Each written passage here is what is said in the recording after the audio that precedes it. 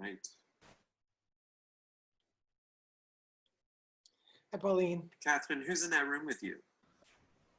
Hi. Oh, I lost Catherine. Hold on a second. Let me unmute. All right, there we go. I'm going to leave the old meeting. I was in both meetings. All right, we got, is that Rebecca? Hello. Great. You three know how to get to the next room?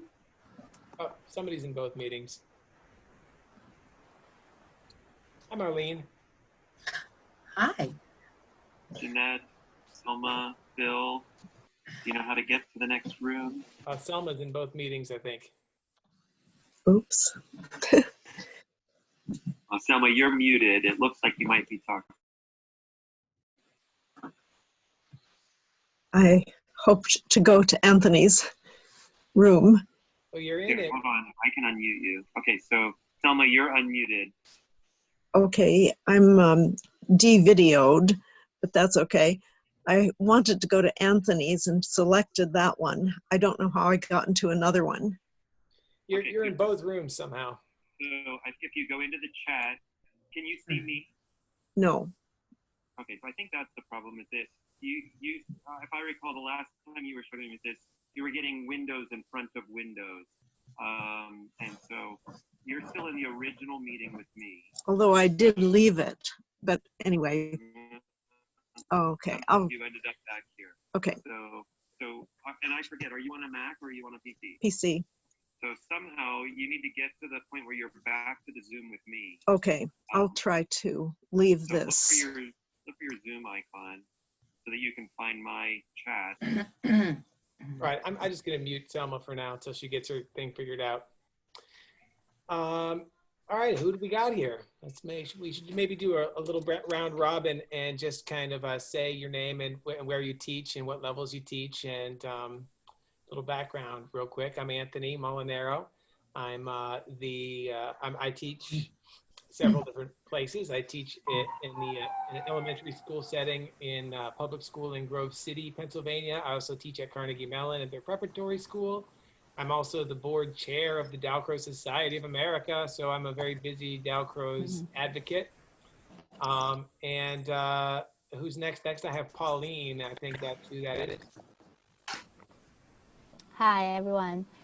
So I teach general music in a public school in New York City, K to 6. And I'm also the board member of the New York City Dalcroze chapter. Lovely. Nice to meet you. Thank you. And who do I have next? Cindy? I'm Cindy. I'm from Bathurst, New South Wales, Australia. So across the ocean from you all. Yes. I mainly teach piano, some early childhood music. I've just completed intermediate Dalcroze, so I'm about to start work on my certificate, which is very exciting. And I'm the new treasurer for Dalcroze Australia. All right. That's what I was. I was the treasurer of the Dalcroze Society of America before I just took on this board chair. So I feel you. Exciting role. You know, it's a big job. And let's see, how about Rebecca?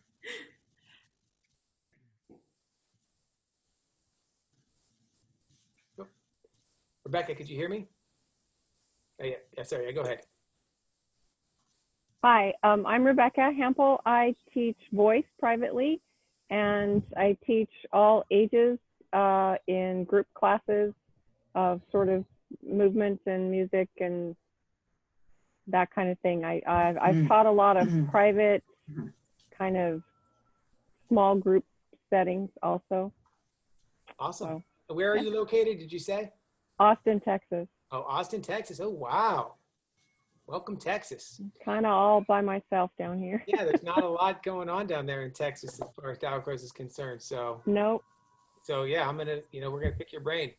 Okay. Marlene, what's up with you? I teach general music, K through 5, in an inner city school in Trenton, New Jersey. Music and movement. It's primarily all Dalcroze because that's what works with the students. It's wonderful. I have a VH1 program where I teach violin and cello. I've taught piano for decades. I was on the faculty of Westminster Choir College teaching piano for many years, and doing a lot of reading this summer on the history of Dalcroze and delving into Heather Gell's treasures, and that's where I am right now. Wonderful. And is this Molto? Yeah, my name's actually Craig. Hi, Craig. Yeah, that's my email address, got tagged down there. Yeah, Phoenix, Arizona, 112 today. Oh, my. Whatever they tell you about dry heat, it's not true. 112 is 112. So yeah, typical musician's life, early training as an organist. I went to the International Week at Carnegie Mellon back when, really blew my mind. So that was my first introduction to Dalcroze. So still the Dalcroze neophyte. Right now I'm semi-retired, still in the church music, and work in a community music school called Rosie's House. Great institution. According to the family's incomes, the kids get free tuition. And a large Hispanic population to work with there. So we're having a great time. Good. And how about, Veronica's here.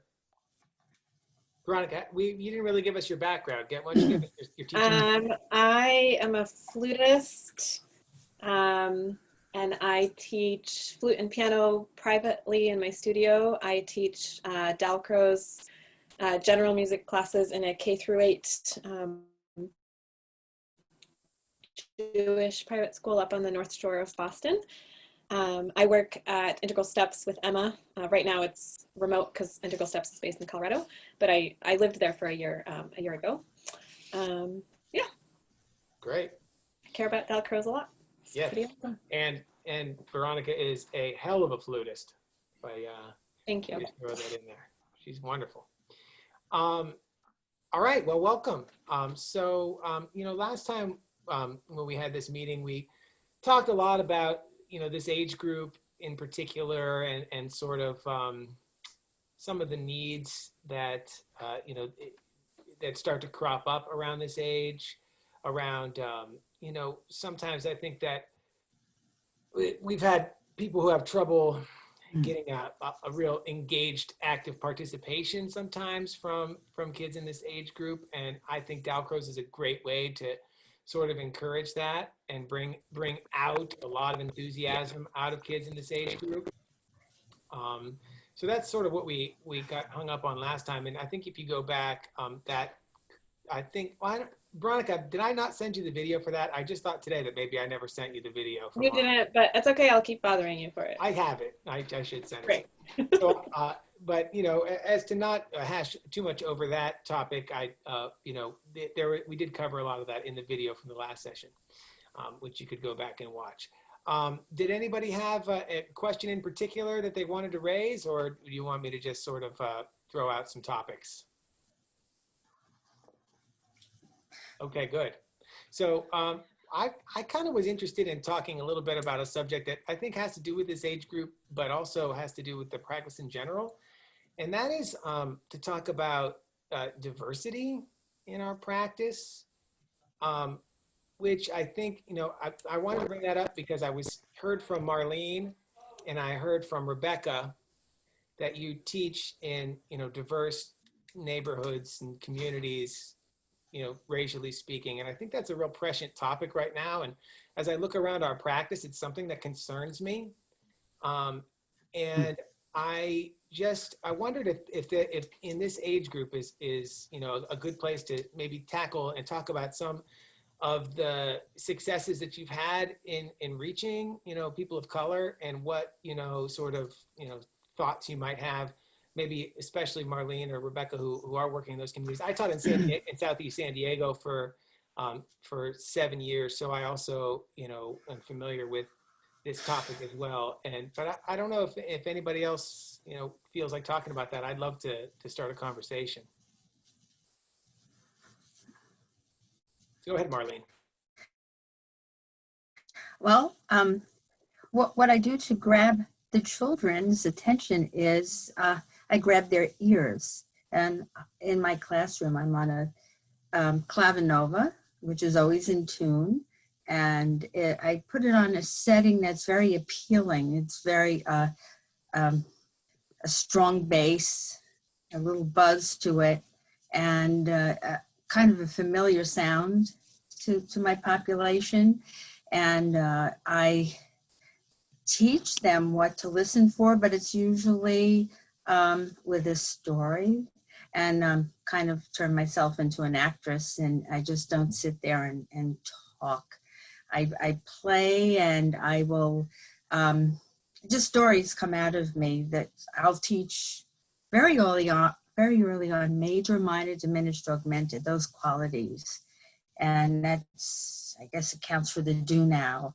And I'll start with something like, once upon a time, there was a, I don't know, whatever, fairy, and it started to rain. And again, my facial expressions, I'm not shy. I'm very comfortable with my body, and that's where my students are. That's the gifts that my population brings into the classroom. They're all movement. They're usually confined, and they want to move. So it's a lot of movement and a lot of storytelling, and they contribute too. But it's the music tells them what to do, and it's all what to listen for. What do you hear? I'll stop here, but that's my number one hook is teaching them to listen for something. Sure, I like what you said. There's a couple things I wrote down. One was I wrote down performative energy. So it sounds to me like, and I've seen you teach, that you are bringing out a great deal of energy from you, and the children feed off of that, and that helps with their engagement and their willingness to open up and be receptive to the instruction. You're leading by that, which is just good teaching in general. And then I wrote this down where you said usually confined, and I think that that's very, very important. I noticed it in my communities, which are largely white, but and when I taught in Southeast San Diego, it was, it's very rigid, the structure that they have in the day. It's a lot of these schools, at least in my experiences, it's like everything is just, every moment is spoken for. They're to be in line. They're to be very much like, sitting in their desk, and it's, there's not a lot of moments for them to open up and move in any sort of meaningful way. And so I like that usually confined is Can I throw in a question here? Yeah. Just about like the novelty of a Dalcroze teacher giving children freedom to move when the rest of their school day is very strict, and how do you manage that, right? We don't want to be constraining, but at the same time, like I've seen what can happen if you don't put boundaries around that. And so how do you manage that? Yeah, would love to have people's answers on that. Yeah, sure. Go ahead, Marlene. You're really teaching self-control. And if you frame the movement in such a way, let's see if I can dig into my brain here. Okay, you have 5 counts to form a circle by yourselves. And if there's no circle, back to their seats. It right away. I mean, you must stay in your bubble. You have to explain everything, but and model everything. And this is how we move in our class. And of course, being a good observer, you point to the gifts that the kids give you, and could be the floss or whatever it is. But there's always attention to starting and stopping together. It organizes everything, and the kids respond to the rules. They have to have rules, and otherwise it's this constant no, go back to your seat, let's start again. And it helps when you have kids that have been in your program for many years and you have wonderful role models, and they help teach. But yeah, it can be chaotic if you don't, if they're all new, you must start from the beginning. Just get them in a circle and maintaining their own space. And they like moving, but it's with Yeah. responsibility. I call it setting up the game board, right? So like you just put some effort into setting the rules and the sort of procedures that they can play within, but you have to set up the board. If you don't set up the board, you're right, Veronica. It's just like, wah, you know, it's actually hyper structured, but but once you set up that game board and they understand how they're to move in the classroom and what's going to work and what's not, then there's great freedom in it. But you have to begin with that setting up of that. Anyone? A lot of hands went up when we were talking about that before. Who wants to add in? Nobody?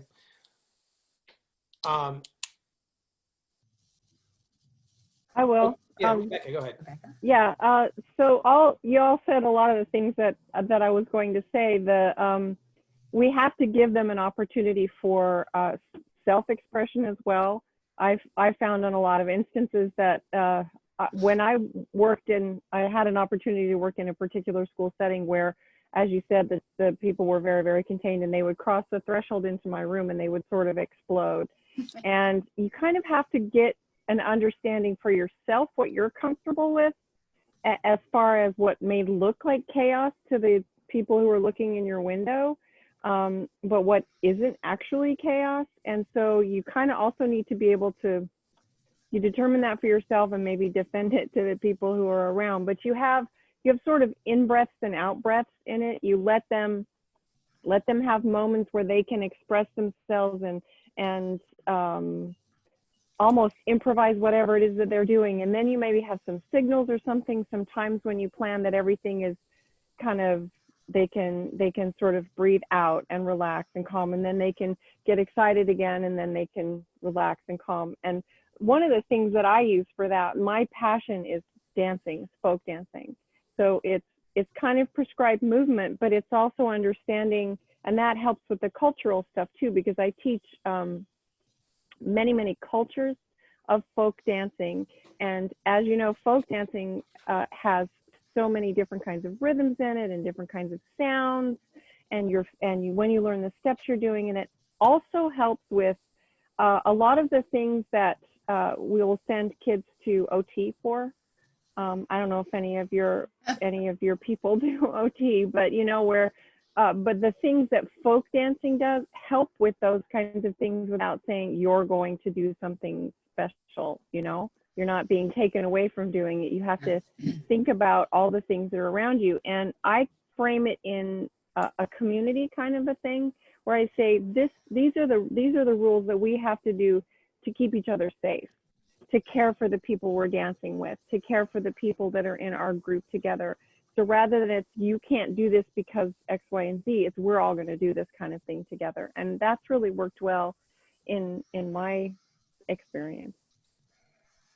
I like what you're talking about with the folk dancing as a cultural phenomenon, not only as a cultural phenomenon insofar as that you're talking about multiculturalism, but also in that you're talking about the culture of your classroom, right? And that you're developing a bond and you're developing a care for one another and the experience of the, activities. I think that this age group always gravitates to that because they are starting to care about that, about their place in the culture of their school and of their community in a way that is like super powerful.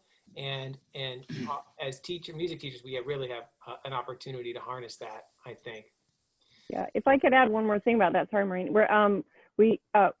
If you teach them some kind of basic dance steps, or even not basic dance steps, or don't even teach them anything, I have found that they really enjoy creating their own dance, like a class dance.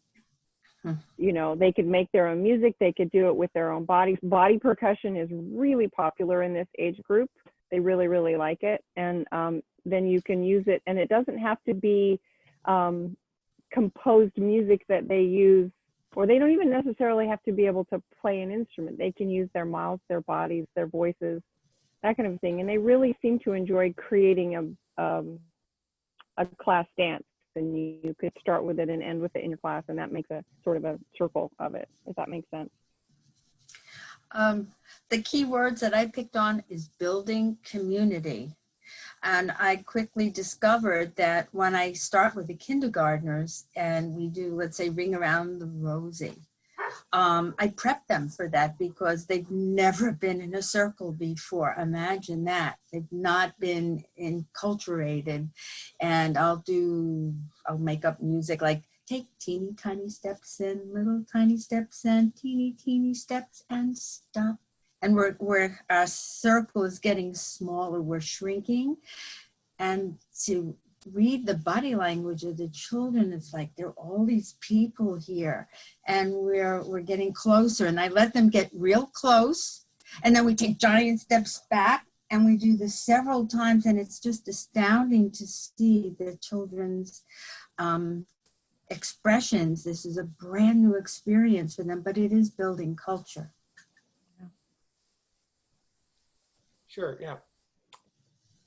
If that's helpful. And it's that building community, which is the key. Yeah, I mean, I always get hung up on that with this age group because I feel like that really starts to be important to them around this time. Like, you know, 4th, 5th grade, 6th grade, they really start to care about where they fit in and what their community is like. And I think that if you establish in your music room a culture and a community, you establish it earlier maybe, but yes, but they really start to care about it. And it can really backfire on you because they'll get self-conscious and they don't want to be stupid and they don't want to stick out. And they're very nervous about taking risk. And so you have to establish this culture of welcoming and participation and, you know, contribution. Like Rebecca was saying, they feel like they want to contribute to the song and to the composition of it, and they take ownership of it at this age in a way that is like incredibly powerful. And I always say that, I mean, I think that, you know, the tools we have in Eurythmics, it's just nothing better for this age group. I mean, it's a shame that we don't, it's probably the least served age group in the Dalcroze community is this age group that we're in right now. There seems to be a ton of class for little kids, and there seems to be tons of class for college kids and, you know, people who are maybe later in the secondary. It seems like middle school, late elementary school, really, you know, there's a gap in the Dalcroze practice that we don't get to see these kids as much. And I think that it's a mistake. It's a very, very powerful, you know, tool and approach, I think, for these children. Does anyone have anything to add? I'm sorry to keep adding stuff. Great, Rebecca, thank you. One of the things that I've also found with this age group, as you were talking about, is they're really self-conscious and they're starting to recognize themselves as separate people from their, you know, parents and their teachers, and that's a tough and scary time to be a human, you know, because you're so used to being dependent on your parents, and then all of a sudden you're starting to realize that you are actually, this sounds really awful, but alone in the universe, and you're kind of trying to figure out where you fit into that. But you get really self-conscious, and maybe you don't want to touch the neighbor or somebody when you're dancing, or you don't know what to do when we ask them to do a Eurythmics kind of a thing. And I found manipulatives help with that a ton. Yes. You know, so like if you, rather than saying do something with your hands for a phrase, like drag this tie from one hand to the other hand, or use this ball, or something to give them a idea of something to do with themselves rather than themselves. You know what I mean? Yeah, and then Yes. I always take the next step too, and then have them do it with the manipulative, and then I kind of trick them and then say, now drop it and do it without. You know, but I'll say use an invisible scarf, and then all of a sudden I've tricked them into thinking that they and all of a sudden their movement becomes so wonderful. And you know, it's but I always add that when we talk about manipulatives, because I found that it's just, that's the magic bullet. Use it to get them in, but then get rid of it. It gives them something to feel, and then they can start to expand on that. The way in, but don't let it be it. Because then it becomes about the ball, or it becomes about the scarf, and it's not about the ball or the scarf, right? It's about the body. Yep. I fell into an internet hole, and I was, for some reason, reading an article about that movie Inside Out. Do you guys remember? Oh, yeah. With all the emotions that were animated? Mm-hmm. And apparently some psychologists were consulting on that film. And they said that they wanted to choose a 9-year-old girl to go through these experiences because that's the threshold where before age 9, most girls, the majority of their experiences are joyful and positive. And after age 9, there's this steep drop off of like the frequency of time that you spend feeling joyful. And I was just like, wow, like that there's like such an age where you just like, you're happy and free and joyful less of the time than you were when you were younger. And yeah, it's just it just made me think about that age group differently and like made me have a lot more empathy for their more obnoxious behaviors. Now, I use the classic Dalcroze tennis balls to teach meter. And these kids can do 5/4, 9/8. They just love it. They're used to listening, but they became very athletic and a bit competitive. And it was wonderful because they were so absorbed. This ball brought them into what we were doing. They were listening and moving. My principal happened to walk in that moment. He had not a clue of what was going on, but we were totally immersed in an activity where it could have been chaotic, but it was, there was an example where manipulative really brought them into themselves and connected to this meter. Great. Well, does anyone have anything to add here? I made some notes. I'll present at the main meeting where we talk about what we talked about, and I'll just kind of roll through my notes here. But anyone have anything else they want to say before we? Well, I just very quick. I agree that to build the sense of safe for students is so important, because for Dalcroze, it's very often that we will ask students to improvise, to explore their expressions. So if they don't feel being safe to share in the group, in a big group, they will never be like successful in having the whole musical exploration. So nice. Yeah. Thank you. So I think that's very important. And for us who teach the age group that across a big range, it's better to start from the younger age group, because they will be used to it, to share, feel safe in front of a whole group. And I've noticed if you have that culture in place, even if a kid moves into the district and he's like, they realize, oh, everyone else is, I guess this is cool. And they do it so quick. They don't mind at all. They're like, Yes. oh, I guess this is just what we do here. All right. Because that culture's in place. And the other kids are like, yeah, this is what we do. You don't have to be self-conscious. We're all dancing around. It's great. So if you, it's important. Developing that culture is so key. And it takes a little bit of time to sort of work its way through your building. If you're doing a wide age range, it may take a couple of years before the kids all kind of get in line with it. Yeah. All right, well, let's head back to the big meeting, and thanks so much for coming and hanging out with me, guys. It's great. Thank you. Lovely. Nice to meet you, Rebecca. Super excited to have Yes. this represented here. Yes, it's nice to be here. All right, we'll Thank see you guys in you. there.